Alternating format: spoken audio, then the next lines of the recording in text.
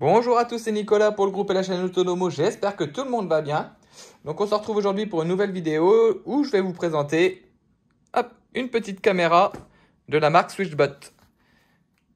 Donc cette caméra, c'est différente de l'autre caméra qu'on a déjà vue. Donc la petite caméra carrée. Là ici c'est une caméra rotative à suivi de mouvement. Donc on va faire le tour de la boîte, on va regarder ce qu'il y a à l'intérieur et puis je vais vous montrer comment on l'installe sur l'application et les différentes options dont elle dispose. Donc au niveau de la boîte, sur la face avant, donc on retrouve le nom de la marque forcément. On voit qu'elle est compatible avec les assistants vocaux de Amazon et de Google. Donc c'est une caméra à 360 degrés, donc une caméra rotative. Donc ici on retrouve c'est la Pan Tilt Calm, donc la référence de la caméra. Sur le côté ici, donc on voit donc que c'est une caméra rotative, qu'elle a une fonction de mode privé. Elle a le suivi de mouvement. Ici, donc c'est-à-dire que, ça veut dire qu'elle va pointer son objectif vers, par exemple, si vous ouvrez une porte, etc. Donc je vais vous montrer ça après. C'est une option super intéressante et qu'on n'a pas l'habitude de voir. La vision nocturne, qu'on peut la regarder en instantané sur les assistants vocaux, sur les écrans connectés. Ici, donc c'est une caméra donc, qui va filmer en 1080p. Donc elle a les détections de mouvement, l'audio bidirectionnel, le cloud ou le local storage. Donc c'est avec soit la vidéo stockée sur le cloud ou soit sur une carte SD. On peut la contrôler à la voix et elle fonctionne sur l'écosystème Switchbot. Le dessus, donc on retrouve le logo Switchbot. En dessous, quelques spécificités. Donc on voit que la dimension, hop, je vais vous mettre ça là. Donc la dimension a fait 78 par 78, forcément elle est ronde, et 107 mm de haut. Elle pèse approximativement 195 grammes. Donc elle filme en 360 degrés à l'horizontale et à 115 degrés en vertical. Donc elle filme en 1080p, donc l'audio bidirectionnel. Elle supporte les cartes SD ou micro SD jusqu'à 128 Go. Elle a une vision nocturne. Elle fonctionne en Wi-Fi donc 2,4. Elle est alimentée en 5 volts 2 ampères. Les températures de fonctionnement et l'humidité. Hop, sur l'arrière, ici, on trouve donc qu'elle fonctionne avec les assistants vocaux. Et ici, on voit plusieurs combinaisons possibles, donc avec le détecteur de mouvement, le mini, la caméra, les contact sensors, etc. Donc alors, dans la boîte, on va y retrouver. On va l'ouvrir, hop. Donc, une belle boîte, comme d'habitude, hein, chez Switchbot, ils font toujours des boîtes bien finies. Donc, comme on peut le voir, elle est bien protégée, elle est calée. Donc, on vient, hop là, ouvrir ça. Donc, sur le dessus, on retrouve la caméra. Je vais mettre sur le côté pour l'instant. Donc, elle est positionnée dans son petit support en carton. On retrouve une petite carte qui nous dit si on a besoin d'aide. On peut aller sur Facebook, YouTube, Instagram ou Twitter. Ici, on retrouve les... Hop là, je vous mets ça là. On retrouve les différentes adresses de contact. Hop là. Ici, c'est la petite notice d'utilisation. Donc, c'est une notice rapide. Donc, il nous dit comment elle fonctionne, comment il faut l'installer. Mais vous verrez, on n'a pas besoin, c'est tout simple. Au fond, on a... Donc, il n'y a plus rien dedans. On a la petite boîte ici. Et dans la petite boîte, on va avoir plein de choses. Donc, déjà, le câble d'alimentation. Donc, en micro USB vers USB vers micro USB.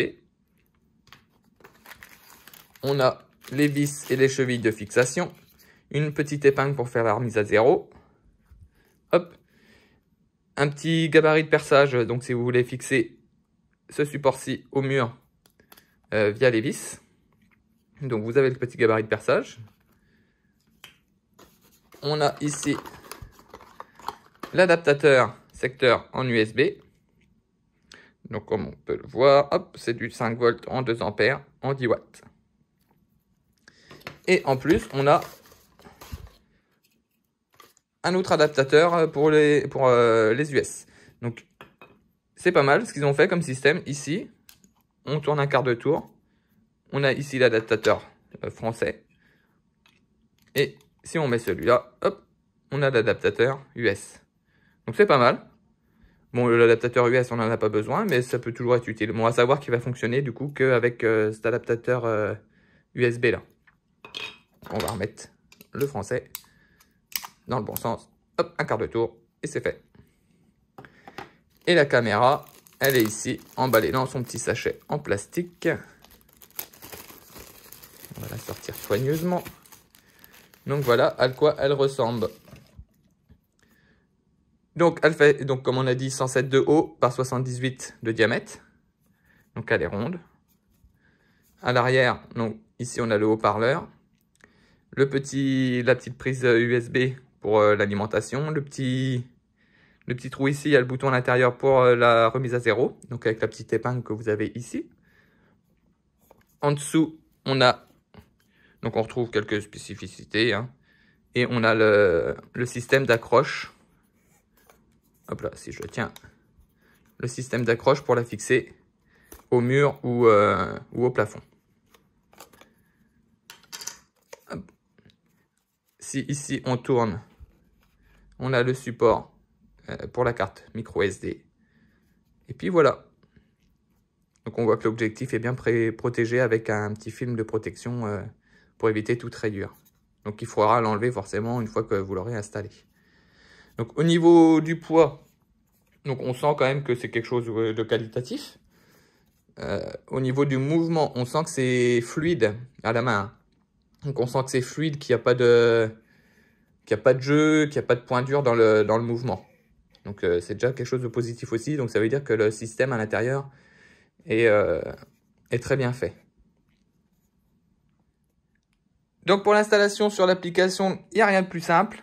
C'est comme toute caméra en fait. Donc on lance l'application SwitchBot. Donc là vous faites autoriser. Vous appuyez sur le petit plus en haut à droite. Ici donc vous allez chercher la caméra. Donc qui se trouve ici. Donc ça nous demande si le voyant flash clignote en rouge. Donc comme on peut le voir, hop, le petit voyant clignote en rouge, donc c'est good. S'il clignote pas en rouge, vous prenez la petite épingle et vous faites un petit reset à l'arrière, sur le petit bouton à l'arrière. Donc là, il clignote en rouge. Ici, on vient choisir notre réseau Wi-Fi. Donc une fois le réseau Wi-Fi sélectionné et choisi, ça va vous afficher donc le QR code qu'il faudra présenter face à l'objectif de la caméra. Donc comme ils nous disent ici, entre 10 et 20 cm. Donc avec la tablette, je suis pas sûr que ça fonctionne très bien. On va essayer. Hop. Parce que du coup, ça fait un grand écran. On va pousser un petit peu ça. On va reculer. Ah, voilà, elle l'a pris. Donc, on a entendu le petit ding-ding et là, elle clignote en verte. Donc, ici, je vais vous reposer ça là. Hop. Ici, donc ça nous demande, donc, OK, on a bien entendu le petit bruit. Et là, ça va se connecter au Wi-Fi. Une fois la caméra connectée, on va se retrouver sur cette page-là. Donc ici, vous pourrez la renommer. Donc comme on voit, une fois qu'elle est connectée, elle va se faire une petite remise à zéro. Donc ici, vous pouvez la renommer. Ici, choisir dans quelle pièce vous voulez la positionner. Et vous pouvez faire... Hop, je vais la mettre face à vous. Toc. Et vous pouvez faire utiliser maintenant. On va rapprocher. Donc voilà, elle se retrouve ici. Donc ça s'ouvre tout seul. Et voilà, on reçoit la vidéo tout de suite. Donc, comme toute caméra ici, on peut choisir la qualité, donc en HD ou en SD. Ici, on peut mettre en route ou couper le son de la caméra, donc ce qu'elle entend. Donc je vais pas le mettre, sinon ça va faire des larcènes à l'écran. Ici, on retrouve donc playback Donc c'est ce qui sera enregistré sur la carte SD. Donc vous pourrez relire ce qui est enregistré sur la carte SD. Donc là j'en ai pas, donc il n'y en a pas. Sinon ça va vous faire comme les autres caméras, ça va vous mettre un calendrier, vous choisirez la date et après vous pourrez glisser pour choisir où vous voulez. Donc ensuite il y a galerie. Galerie c'est où il y aura des photos d'enregistrer. À côté on a le mode, je vais ranger celui-là. Hop là. À côté, on a le mode privé. Donc, quand on clique dessus, vous allez voir la caméra. Elle va se mettre en mode privé. Hop, elle va cacher l'objectif et elle va se ranger. Si on rappuie sur Turn on the camera, hop, la caméra, elle revient. Voilà. Ici, on a le mode vision nocturne. Donc, si vous cliquez dessus, vous pouvez choisir de mettre en mode auto, en mode off ou en mode on. Hop. Le suivi de mouvement. Donc ici, pareil, vous pouvez l'activer ou le désactiver. Donc comme vous voyez, je bouge. Hop, elle me suit. La détection de mouvement, pareil, pour l'activer ou la désactiver. À côté, donc c'est le service Cloud. Donc ça, c'est un service payant. Ici, site. Donc j'avais déjà fait un test. Hein. Vous pouvez cliquer là-dessus.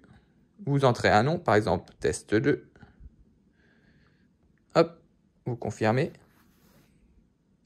Et ici, ça enregistre l'endroit où est positionnée la caméra actuellement. Donc si vous tournez, par exemple, la caméra, donc je vais venir, je sais pas si on... Voilà, hop, je la tourne comme ça. Et si je viens cliquer dessus, elle vient toute seule. Donc là, si je la retourne, si je clique dessus, elle revient toute seule au même endroit où vous l'avez présélectionné. Direction, donc c'est un petit pavé comme ceci que vous pouvez bouger pour faire tourner la caméra, donc de bas en haut, de gauche à droite.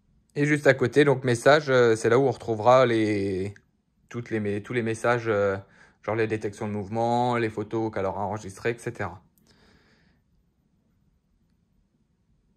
Donc ici, c'est pour passer en mode plein écran. Donc sur tablette, c'est pareil, ça rend pas très bien. Sinon sur smartphone, donc ça met en mode paysage. On appuie ici pour ressortir. Le petit appareil photo à côté, ça sera pour faire des captures d'écran. Le petit micro, ça sera pour parler à distance. Donc pareil, je vais pas le faire parce que sinon ça va créer des larcènes. Et la caméra, donc ça sera pour enregistrer donc sur le téléphone ou sur la tablette en vidéo ce qui se passe face à la caméra. Ici, on peut cacher ça. Ici, c'est pareil, donc c'est pour faire un zoom. Voilà. Dans les trois petits points, on va retrouver donc toujours toutes les petites infos et quelques petits autres réglages. Donc ici, on peut donc renommer et changer la pièce où est la caméra.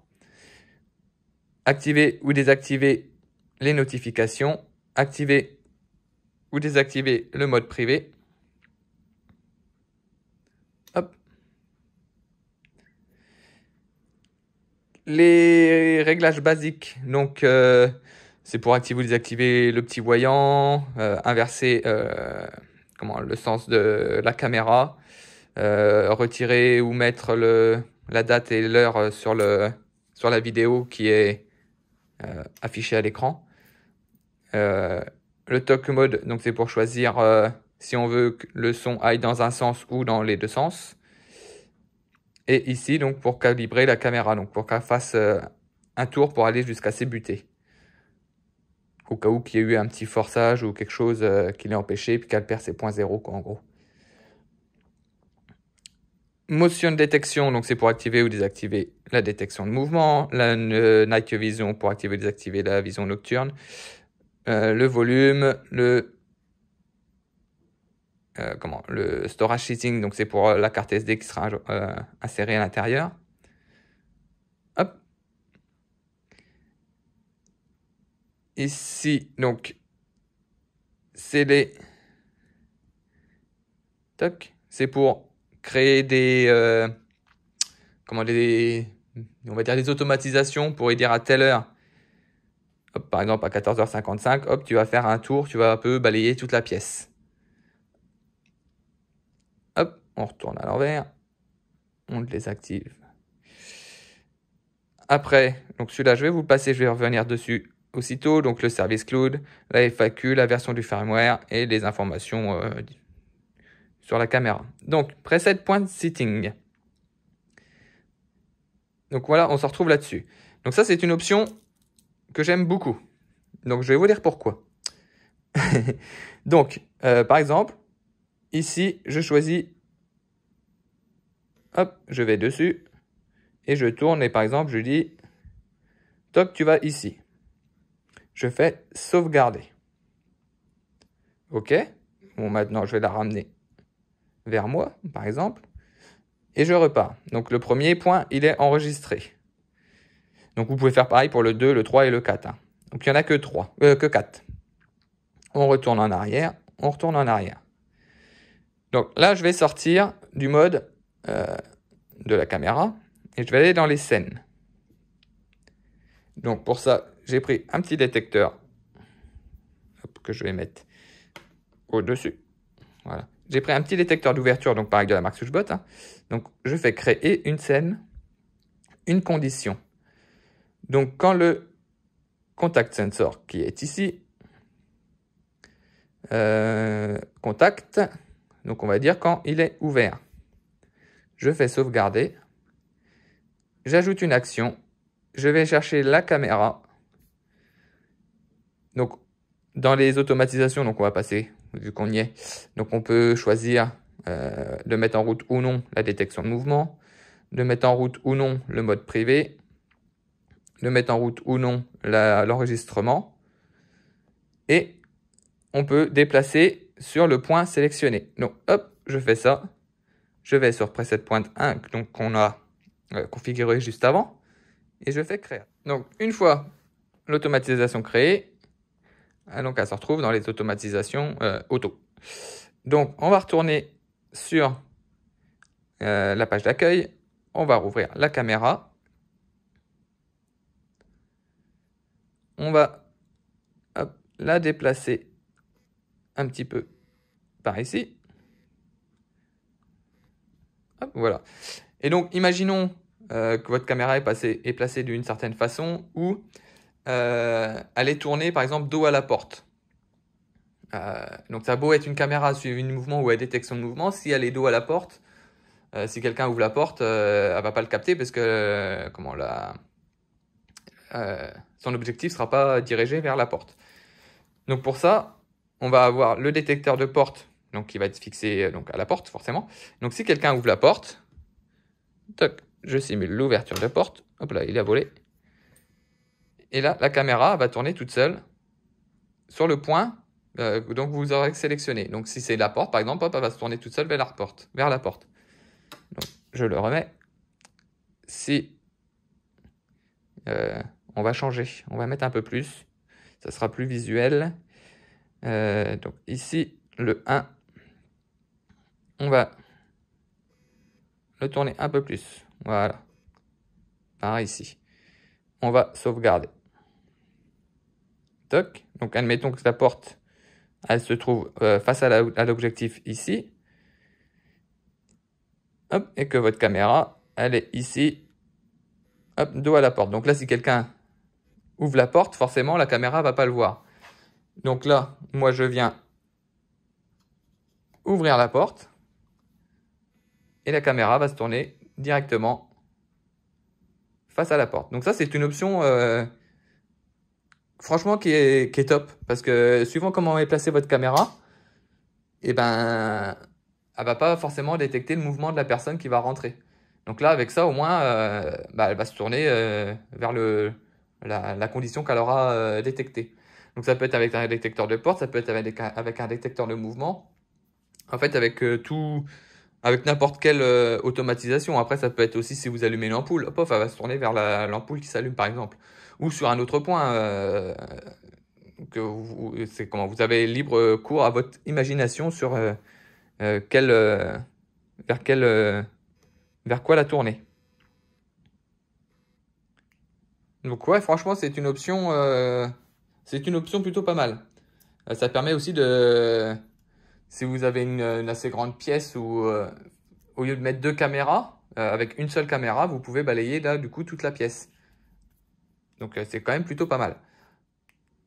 Donc après, par exemple, je vais la retourner par ici. Voilà, pour que vous l'ayez en face.